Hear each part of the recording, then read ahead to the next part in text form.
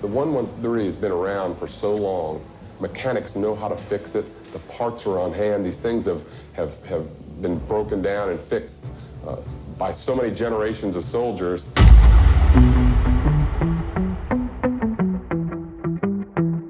That's the bird on the camera as I try to film. Well, it's the day after the big day, so it's time to clean up and move forward. I'm still in a temporary painting situation where I paint outside. So I'm going to set up a little stand right now and do a primer coat on the metal parts of the suspension.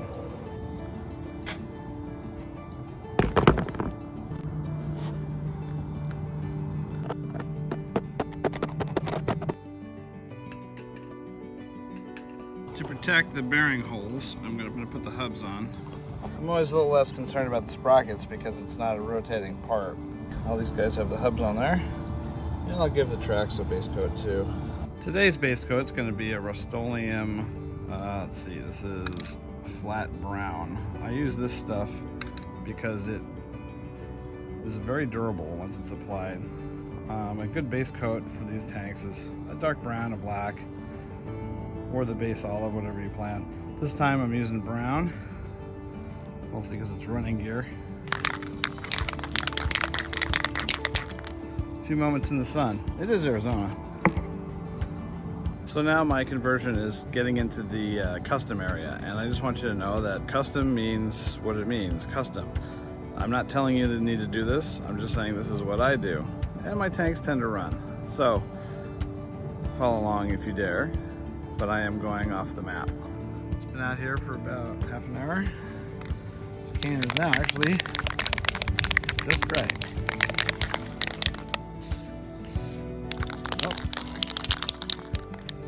Cleaned off the nozzle.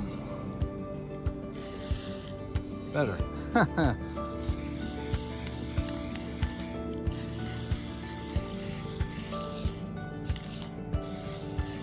When I'm doing the spray painting of wheels with bogies and bearings, I sometimes take a piece of this tape I have, and I have an old hole punch. Now this one doesn't, it's not perfect, it's old. But as you see, it'll punch these little holes. Now, what I do is I take them. They'll not be perfect, but they'll cover up the holes in the bearing so that I don't get paint in them. I'm trying to put a coat of paint on the ITV, but I'm out in the neighborhood walking because that's what family men do, especially when the daughter is pet sitting. Talk about a racket. During the Christmas holidays, she's made over $400 pet sitting. All right. I had to leave this guy out while I went for the walk with the family. So tonight, I'm gonna put a coat on this thing. It's basically meant to be the sealer and the multimedia primer. So you have resin, you have wire, you have metal, you have all kinds of different stuff. So this coat is not meant to be the final detail. This time around, I'm going to use a new can of Krylon camouflage. It's very, very good at putting things together with different media.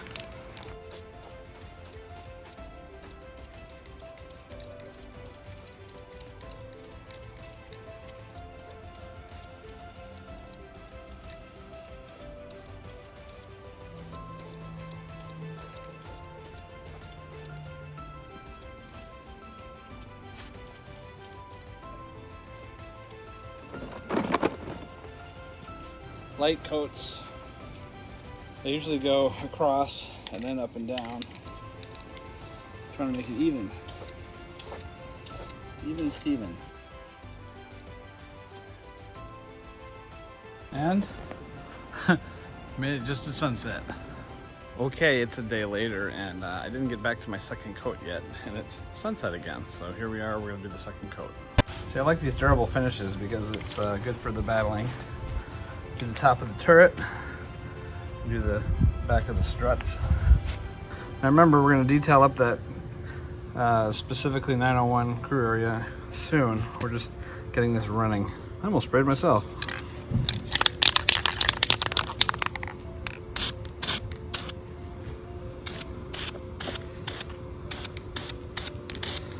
Do light coats to avoid runs and drips and puddling. Paint the wire for now because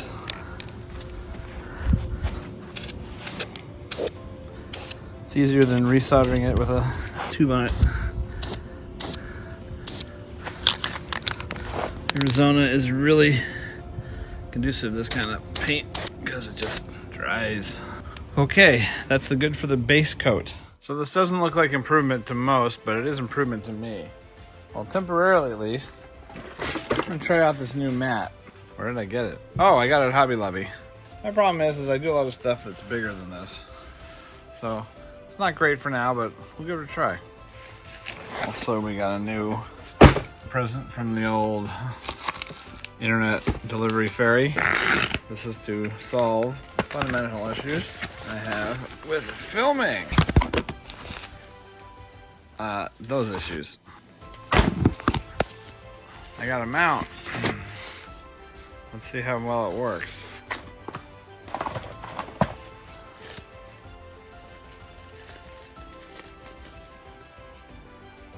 Clamp for the phone, or maybe even an iPad if I'm crazy. It's pretty good construction. It's all billet, all machined. Pretty beefy.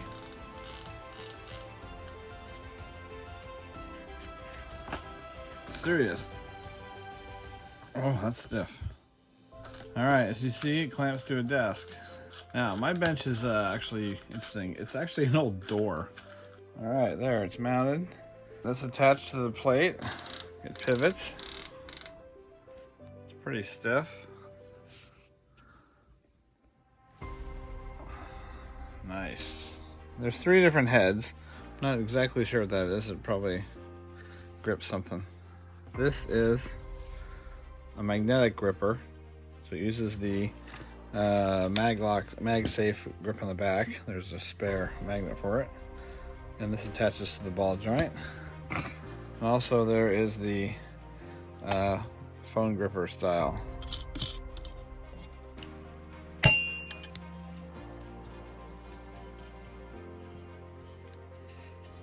My phone attaches like that. Alright, this is now on the magnetic arm. Alright, so if I'm in my 1.5 mode, hey, my hands are free. I can do all the work. And the light's still here, so I can move the light back. I don't know if you know this, but what I was using was actually, instead of that, I was using this. Occasionally I would secretly put this through here, which also magnifies a little bit, but it's older. Don't need that. Now we're on here. You can get up close. More realistic 1.5. All right, it's morning. We're back on the bench, and today we're going to do a little magic trick. These are the bogey and idler and drive sprockets from the M901 with their prime coats and base coats. All right, the idea is I'm going to return them to their home on the chassis of this guy. Just a few moments. Just kidding. I find myself at these places more and more often these days. The bolts on that suspension for the M901, I lost the Allen wrench that I had for it that actually fit. Of course they're metric and I only have Freedom units. So I got myself a nice little gizmo. Now, as a bonus, they had these little multi-attachment screwdrivers with little tiny bits for only $4. See if my guess is right. Oh look, perfect. It is a 2mm bolt.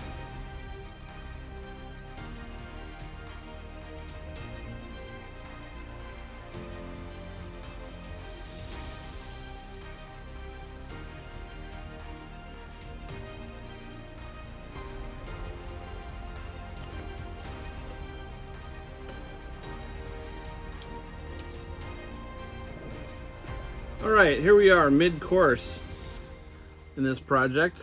I have put it back together for a reasonable shape and dust of its facilities. I have the launcher in place.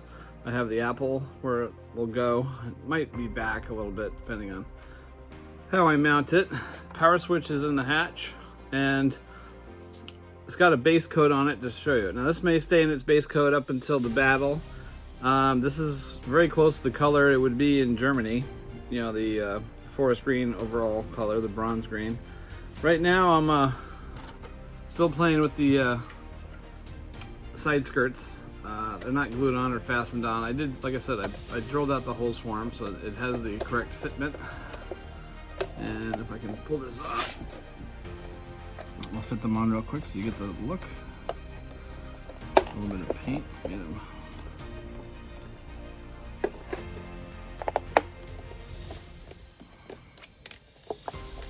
Alright, the reason I haven't finished some of these attachments is it's now time to really go into the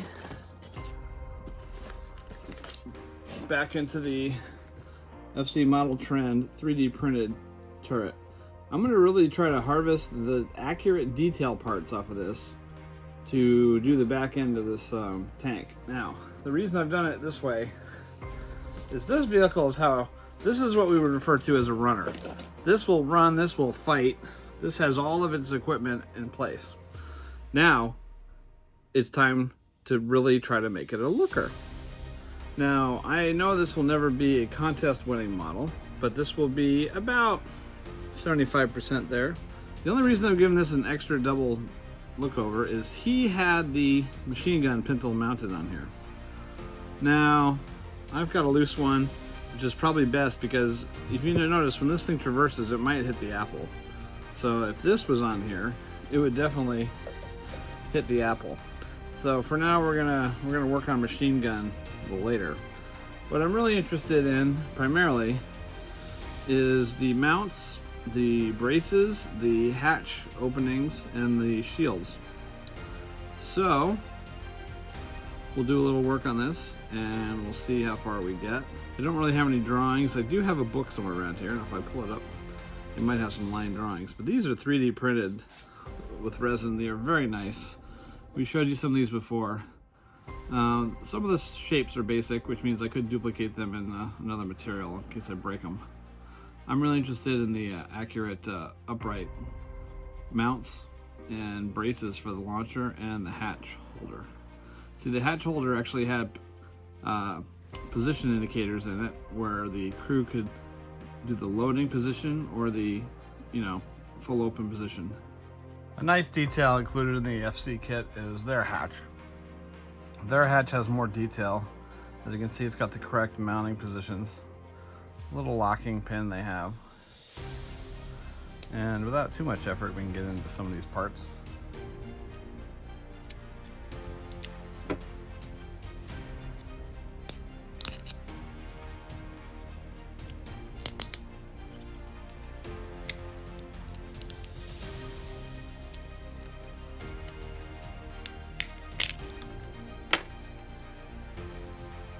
Remember, this tank has the does have a mount there, but it would look more like that. And that is accurate. I can make that simply with a magnet. It just opens up and covers the same area. This has a screw and a spring underneath holding it down. So when you open it, right now you'll see it goes off the side, and I do have the power switch in here. Now, some people have said put the Apple in here, but it will also get hit by the launcher.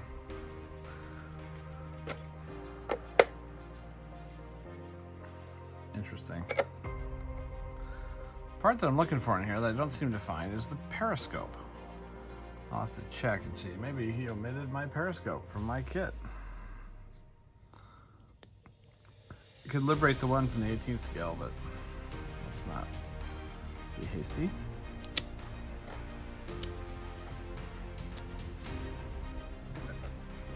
Making choices. Hatch. That goes roughly like that. And this, I believe, goes on this side. This is where the sets of armor plates go to protect the crew. And the hatch. The Apple's not here. The hatch can either be in the loading position or held open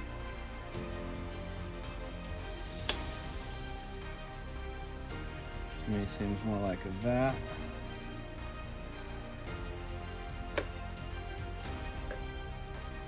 Anyway, so that's the general idea between those parts.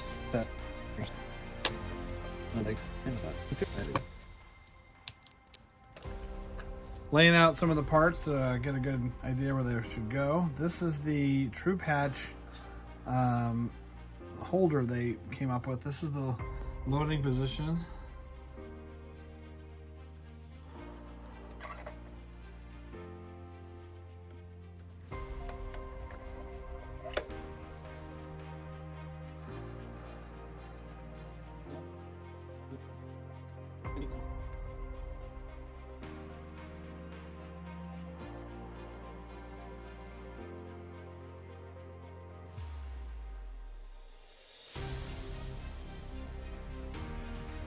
So going to my references, I think I got the True Patch holder in position. Now I got to worry about the uprights that hold the launcher when it's in transit. This is the inner one. Now another thing to notice, the armor plate was actually hinged. It actually went down flat. That's what the handles are for. So this kit's pretty cool that it includes the little stanchions that would, would be the parts that we went up and down. Now mine broke a bit coming off of the runner because I didn't know what they were, but I will do my best to simulate them. So that cosmetically rests on those.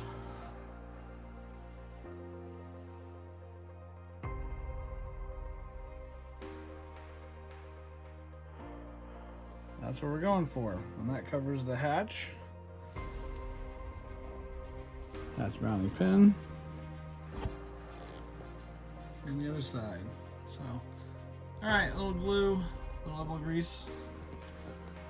I'll do it off camera because I don't have patience.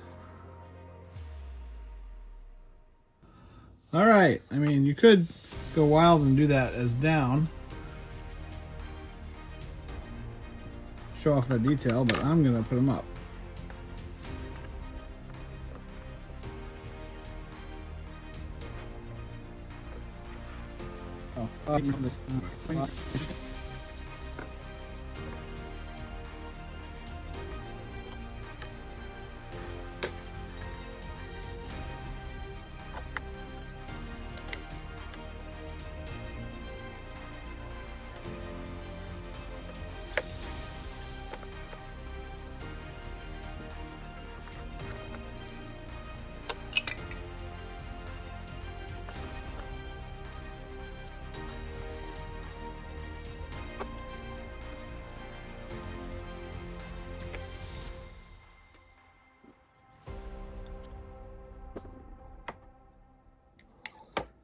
Now to put the pins back in, figure out the rest of the wiring, flash, and I think I found a camera that goes in here. All right, another thing, I'm gonna work on the hatch now. Now this is a little silly, I know I can unscrew it from inside, but it means I gotta take the whole tank apart at the moment, and I just need to do this.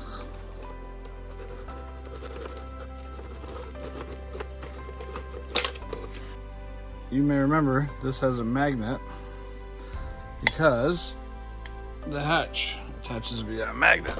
So my plan is to use the super detailed correct M901 hatch in its place.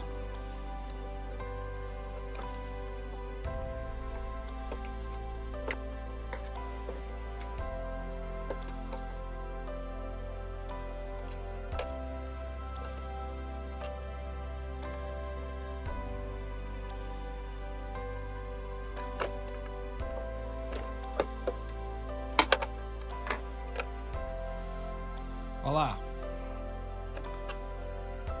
I say voila a lot, but that's because there's a lot going on here. Much more detail.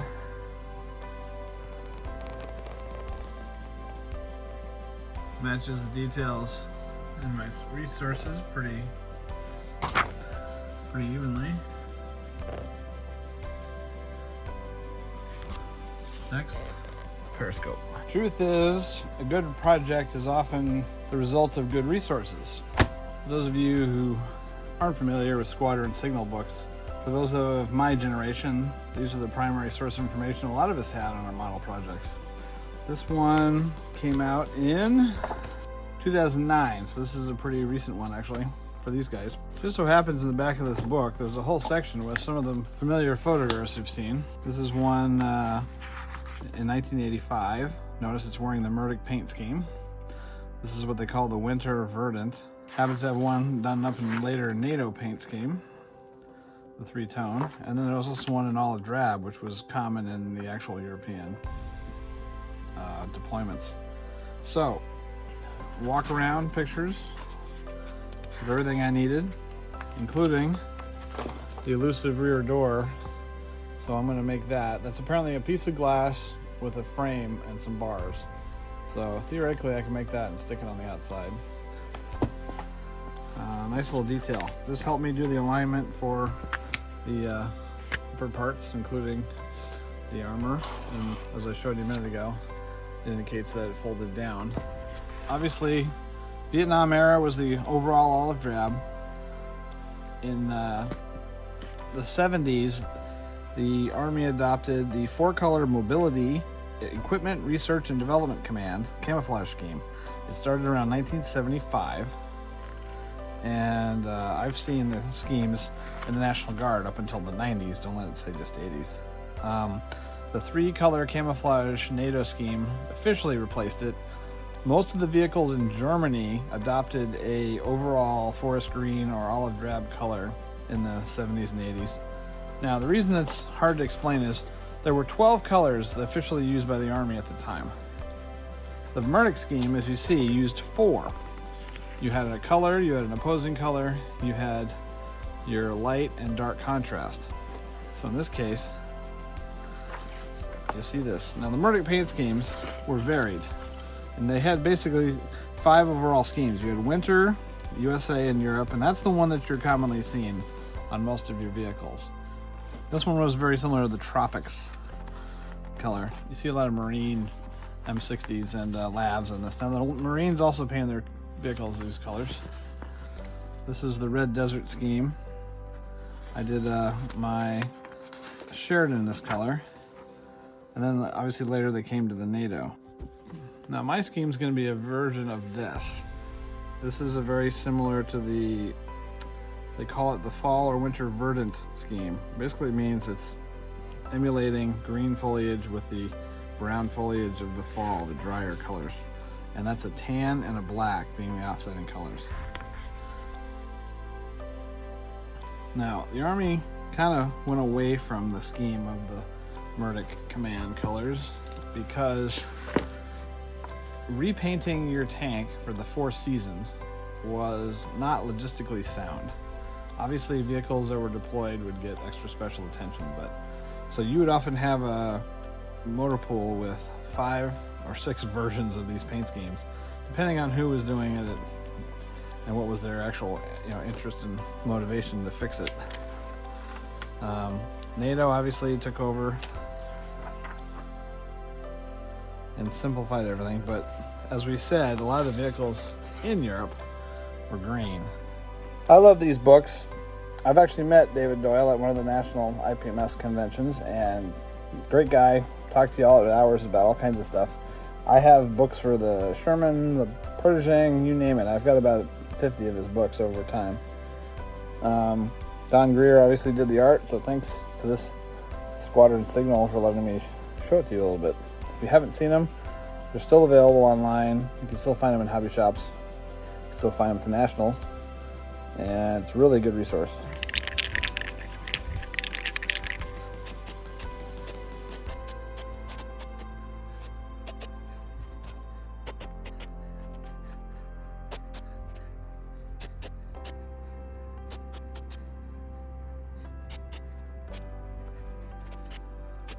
All right, had to make a little stop to see if I have the right paint for the ITV. I had some colors, but I want to make sure I have them all. Andy definitely is serious about the 16 scale. I mean, his M10 Jeep, half track in here, Sherman, even the bad guys. Always fun stuff in here. Look at this. It's always so tempting when you're in here. Oof. Oof, oof, oof. control myself.